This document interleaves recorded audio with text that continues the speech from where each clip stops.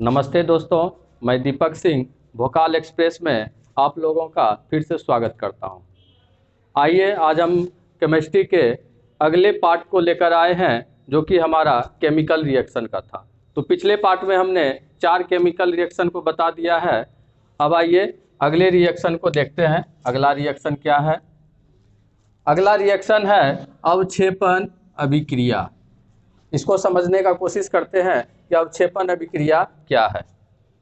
तो देखिए इसमें दिया हुआ है कि ऐसी रासायनिक अभिक्रियाएं जिनमें कोई प्रतिफल ठोस के रूप में विलयन से पृथक हो जाता है। जिनमें कोई प्रतिफल ठोस के रूप में विलयन से पृथक हो जाता है, तो ऐसी अभिक्रिया को हम लोग बोलेंगे अवक्षेपण अभिक्रिया। आइए इसको एग्जाम्पल से समझते हैं कि आखिर ये है क्या। तो एग्जाम्पल इसका लेते हैं sodium chloride plus silver nitrate. देखिए सोडियम क्लोराइड और सिल्वर नाइट्रेट, इसका यदि हम इन दोनों के बीच जब अभिक्रिया होता है तो इसके बीच जो अभिक्रिया होगा वह होगा उभय विस्थापन अभिक्रिया, यानी कि डबल डिस्प्लेसमेंट रिएक्शन। जब इसमें डबल डिस्प्लेसमेंट रिएक्शन होगा तो क्या करेगा, एक दूसरे को डिस्प्लेस कर देगा, अलग कर देगा। यानी जो यहाँ पे प्रतिफल मिलेगा सिल्वर क्लोराइड प्लस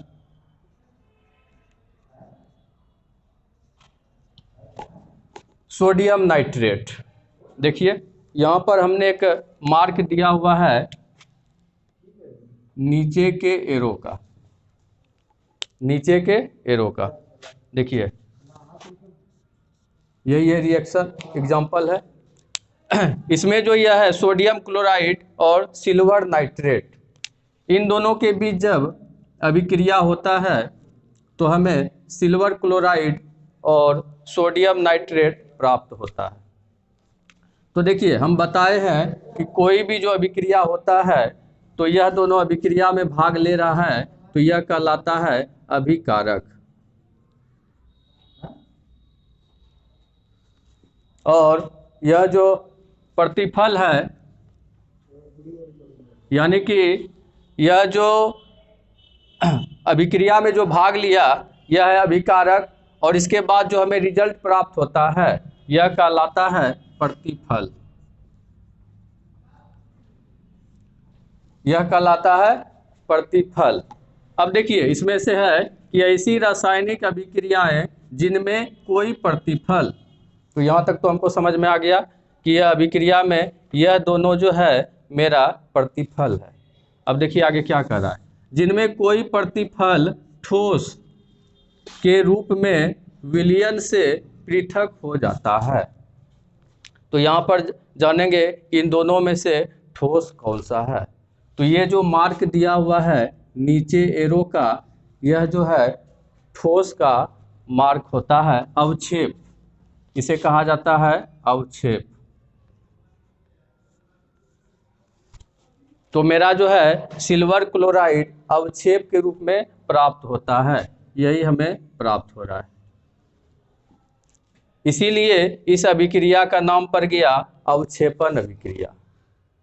देखिए स्पष्ट हो रहा है, यहाँ दिया भी है कि ऐसी रासायनिक अभिक्रियाएं जिनमें कोई प्रतिफल ठोस के रूप में विलयन से पृथक हो जाता है। तो यहाँ पर जो हम एग्जाम्पल लिए हैं तो इसमें प्रतिफल के रूप में मेरा यह जो है ठोस के रूप में प्राप्त होता है, ठोस के रूप में, और यही जो है हमारा प्रतिफल कहलाएगा। आइए अब हम अगले अभिक्रिया को देखते हैं। देखिए मेरा अगला रिएक्शन है उदासीनीकरण अभिक्रिया, न्यूट्रलाइजेशन रिएक्शन। देखिए इसमें क्या होता है, वह अभिक्रिया जिसमें कोई अम्ल किसी भस्म के साथ अभिक्रिया करके लवण और जल बनाता है। ये बहुत ही वीवीआई क्वेश्चन भी बनता है इससे। और यह बहुत महत्वपूर्ण जो है अभिक्रिया है। एग्जाम में जो है इससे बराबर क्वेश्चन पूछ दिया जाता है। इसमें इसी से क्वेश्चन पूछ दिया जाता है कि अम्ल और भस्म आपस में अभिक्रिया करके क्या बनाते हैं। तो देखिए इसमें स्पष्ट लिखा हुआ है कि अम्ल और भस्म अभिक्रिया करके लवण और जल बनाता है। यह कौन सी अभिक्रिया है? तो यह उदासीनीकरण अभिक्रिया है। यानी कि उदासीनीकरण अभिक्रिया में अम्ल और भस्म अभिक्रिया करके लवण और जल बनाता है। इसमें होता क्या है कि अम्ल और भस्म जो है एक दूसरे के गुण को नष्ट कर देता है और लवण बना देता है। आइए इसे जो है कुछ एग्जाम्पल से समझते हैं रिएक्शन का। एग्जाम्पल है, अम्ल ले लेते हैं हाइड्रोक्लोरिक अम्ल। यह बहुत ही हार्ड अम्ल होता है, प्लस NaOH। देखिए ये जो है ये मेरा हो गया अम्ल और यह हो गया भस्म। इसे क्षार भी बोला जाता है, अम्ल और भस्म। जब ये दोनों आपस में अभिक्रिया करेगा तो लवण और जल बनाता है। तो देखिए लवण में क्या बनाएगा? लवण में NaCl सोडियम क्लोराइड बनाएगा, साथ ही जल बनाएगा। तो यह अम्ल और भस्म, जब भी कोई अम्ल भस्म के साथ रिएक्शन करेगा तो वह लवण ही बनाएगा। यह लवण हो गया और यह जो है जल हो गया। तो इस प्रकार से जो है हम लोग समझ सकते हैं। इसका दूसरा एग्जाम्पल है H2SO4। इस अभिक्रिया में जो भाग लेगा उदासीनीकरण अभिक्रिया में वह अम्ल और भस्म ही होगा। तो H2SO4 सल्फ्यूरिक अम्ल, यह अम्ल हो गया और यह जब पोटेशियम हाइड्रोक्साइड के साथ करेगा रिएक्शन, पोटेशियम हाइड्रोक्साइड, यह हो गया सल्फ्यूरिक अम्ल। सल्फ्यूरिक अम्ल। तो देखिए अम्ल और यह भस्म, यह जब अभिक्रिया करेगा तो K2SO4 यानी कि पोटेशियम सल्फेट बनाएगा। पोटेशियम सल्फेट बनाता है और इसके साथ ही जल भी बनाता है। तो देखिए यहाँ पर दोनों अभिक्रिया जो है उदासीनीकरण अभिक्रिया का एग्जाम्पल है। यहाँ पर लिख देते हैं, यह हो गया अम्ल, यह हो गया भस्म और इससे जो मेरा प्राप्त हुआ है यह हो गया लवण प्लस जल। तो हमेशा याद रखिएगा कि उदासीनीकरण अभिक्रिया में क्या प्राप्त होता है हमें? तो लवण और जल। लेकिन कब? जब इसमें अम्ल और भस्म आपस में अभिक्रिया करेगा। तो ये इसका हर एक लाइन जो है इम्पोर्टेंट है। कभी कभी रिएक्शन को भी पूछ दिया जाता है कि HCl को सोडियम हाइड्रोक्साइड के साथ अभिक्रिया कराने पर हमें क्या प्राप्त होगा? तो हमें लवण में सोडियम क्लोराइड और जल प्राप्त होगा। तो ये था मेरा उदासीनीकरण अभिक्रिया। आइए देखते हैं अगले अभिक्रिया को। आइए मेरा अगला रिएक्शन है प्रकाश रासायनिक अभिक्रिया, फोटोकेमिकल रिएक्शन। देखिए इसमें क्या होता है, वैसी रासायनिक अभिक्रियाएं जो प्रकाश की उपस्थिति में घटित होती है। यानी कि इसमें जितना भी रिएक्शन होगा, जितना भी अभिक्रिया होगा, सारा का सारा प्रकाश की उपस्थिति में होगा। प्रकाश की अनुपस्थिति में ये अभिक्रिया नहीं हो सकता है। यानी कि प्रकाश रासायनिक अभिक्रिया तभी होगा जब प्रकाश उपस्थित रहेगा। तो इसको जो है एग्जाम्पल से समझते हैं। एग्जाम्पल है हाइड्रोजन प्लस क्लोरीन। यह हाइड्रोजन है और यह क्लोरीन है। इन दोनों को जब हम सूर्य की प्रकाश में रखते हैं, यानी कि इसे प्रकाश में लाया जाता है, तो ये दोनों अभिक्रिया करने लगता है और 2HCl बनाता है। तो देखिए यह जो है, अगर इसको अंधेरे कमरे में हम लोग रख देंगे तो यह कोई अभिक्रिया नहीं करेगा, लेकिन जैसे ही इसे लाइट में लाएंगे, इस पे प्रकाश आएगा कि अभिक्रिया करके एक नया पदार्थ बना लेगा, जो कि यह अम्ल है। हाइड्रोक्लोरिक अम्ल इसे कहा जाता है। अगला एग्जाम्पल देखते हैं, 6CO2 प्लस 6H2O। यह अभिक्रिया जो है, इस अभिक्रिया का सबसे इम्पोर्टेंट भाग है। इसके बारे में एग्जाम में पूछ ही दिया जाता है, क्योंकि यह जो है प्रकाश संश्लेषण की अभिक्रिया है, जो कि पौधों के द्वारा किया जाता है। इसमें देखिए 6 कार्बन डाइऑक्साइड है और 6 जो है मेरा जल हो गया। अब यह जब सूर्य की प्रकाश में से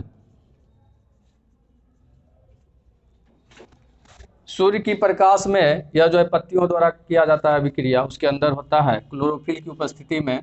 सूर्य की प्रकाश रहने पर यह जो है ग्लूकोज बनाएगा। ग्लूकोज बनाने के बाद ऑक्सीजन गैस को मुक्त करता है। यह ग्लूकोज हो गया, यह कार्बन डाइऑक्साइड,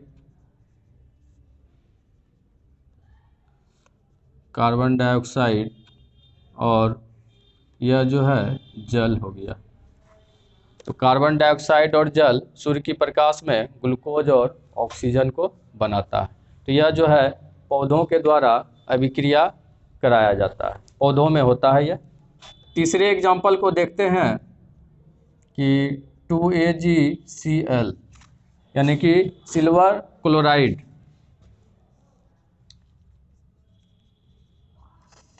यह जो है जब इस पे प्रकाश पड़ता है तो इसमें जो है अपघटन हो जाता है, यानी कि यह 2 भागों में बट जाता है और सिल्वर अलग हो जाता है और यह क्लोरीन जो है यह अलग हो जाता है।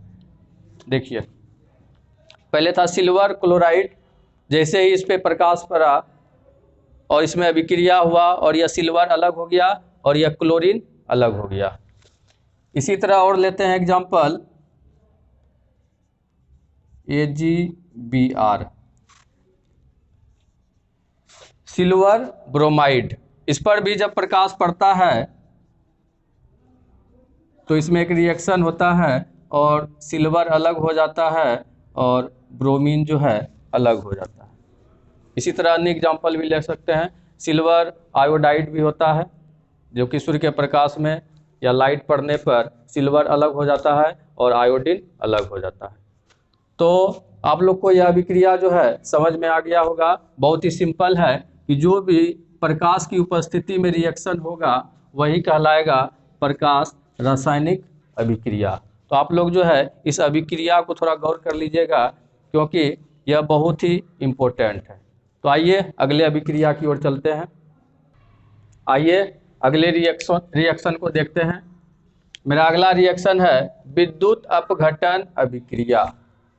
विद्युत अपघटन अभिक्रिया, इलेक्ट्रोलाइसिस रिएक्शन। देखिए इस रिएक्शन में क्या होता है, धातुओं के द्रवित, लिखा है धातुओं के द्रवित ऑक्साइड एवं क्लोराइड।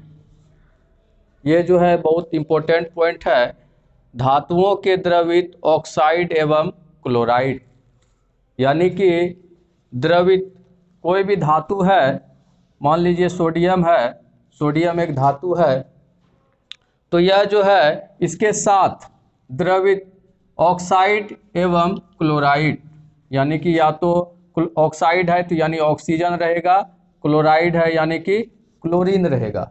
यानी कि विद्युत अपघटन अभिक्रिया में हम सिर्फ ऑक्साइड या क्लोराइड का ही प्रयोग करेंगे।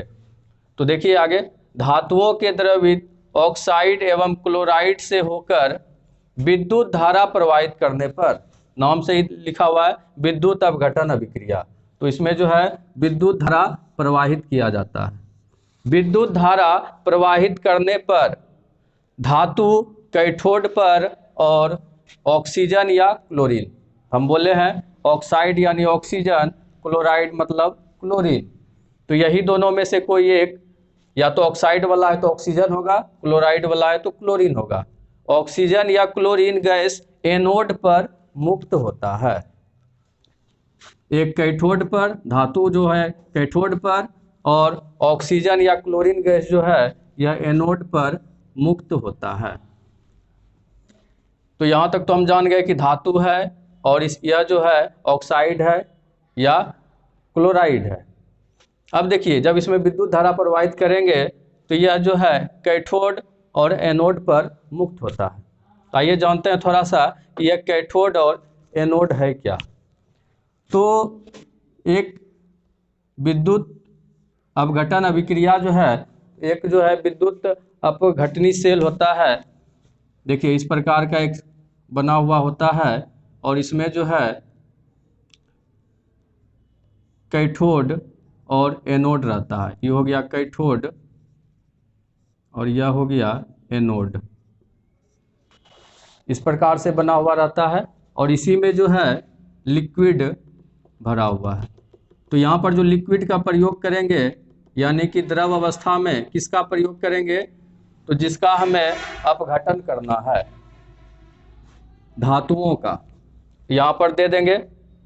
मान लीजिए कि हम लेते हैं NaCl, sodium chloride, sodium chloride, देखिए क्लोराइड है और धातु भी है, सोडियम क्लोराइड है। अब मान लीजिए इसका विद्युत अपघटन करेंगे, विद्युत अपघटन अभिक्रिया कराएंगे इसका, तो यह द्रवित अवस्था में लेकर इसमें डालना होगा, और इसमें डालने के बाद जो है इसमें विद्युत धारा प्रवाहित करना होगा। तो जब इसमें हम विद्युत धारा को प्रवाहित करेंगे तो यह जो NaCl है द्रवित अवस्था में, इससे जो है सोडियम निकलकर, यह जो सोडियम है, सोडियम यह कैथोड पर चला जाएगा। Na सोडियम कैथोड पर चला जाएगा, यहाँ आ जाएगा, और यह जो क्लोराइड था यह क्लोरीन के रूप में एनोड पर आ जाएगा, और इस प्रकार जो है हम इन दोनों को अलग कर सकते हैं। तो यही है विद्युत अपघटन अभिक्रिया, यही अभिक्रिया मेरा कहलाएगा विद्युत अपघटन अभिक्रिया। इसको एग्जाम्पल लेते हैं, इसका एग्जाम्पल में इसी का करते हैं, सोडियम क्लोराइड 2NaCl, जब इसमें हम विद्युत धारा प्रवाहित करते हैं तो जो है 2Na सोडियम प्लस क्लोरीन, देखिए इस प्रकार से हमें प्राप्त होता है। तो यह सोडियम जो है यह होगा हमें कैथोड पर मिलेगा, कैथोड पर लिखा हुआ है, धातु कैथोड पर और ऑक्सीजन या क्लोरीन गैस एनोड पर मुक्त होता है। तो यह जो क्लोरीन है, क्लोरीन यह जो है एनोड पर प्राप्त होगा। तो यहाँ से क्वेश्चन बनता है कि विद्युत अपघटन अभिक्रिया में सोडियम क्लोराइड जो है, सोडियम क्लोराइड से सोडियम हमें किस पर प्राप्त होता है, एनोड पर प्राप्त होता है या कैथोड पर। तो याद रखना है कि धातु जो है कैथोड पर, और इसका या तो ऑक्साइड या क्लोराइड दोनों में से जो है यह चेंज होने के बाद ऑक्साइड जो है ऑक्सीजन गैस बनेगा और क्लोराइड जो है क्लोरीन बनेगा। तो यह दोनों जो है हमें एनोड पर प्राप्त होता है। आइए अगले एग्जाम्पल को देखते हैं। 2Al 2O3, और इसमें जब विद्युत धारा प्रवाहित करते हैं तो एल्युमिनियम जो है, एल्युमिनियम ऑक्साइड यह है, और इसमें जो है 3O2, देखिए यहाँ जो है यह एल्युमिनियम ऑक्साइड है, एल्युमिनियम ऑक्साइड, यह हम एग्जाम्पल लिए थे क्लोराइड वाला। यह है sodium chloride, sodium chloride chloride है, और यह जो है ऑक्साइड है। तो जब इसमें हम विद्युत धारा प्रवाहित करते हैं तो इससे जो है यह एल्युमिनियम मेरा अलग हो जाता है, एल्युमिनियम, और यह ऑक्सीजन, देखिए अलग हो गया। अब पूछेगा कि ये एल्युमिनियम जो है किस पर आएगा, तो यह एल्युमिनियम कैथोड पर आएगा, कैथोड पर। और यह ऑक्सीजन, तो यह ऑक्सीजन जो है यह एनोड पर हमें प्राप्त होगा। तो यह था मेरा विद्युत अपघटन अभिक्रिया। आशा करते हैं कि आप लोग को मेरा यह अभिक्रिया वाला एपिसोड अच्छा लगा होगा, और जो बचा हुआ है अभिक्रिया उसको हम नेक्स्ट वीडियो में जल्द लेकर आएंगे। तो वीडियो यदि अच्छा लग रहा हो तो लाइक कीजिए और शेयर भी कीजिए, और जो नए हैं तो वह सब्सक्राइब करना नहीं भूलें। तब तक के लिए धन्यवाद।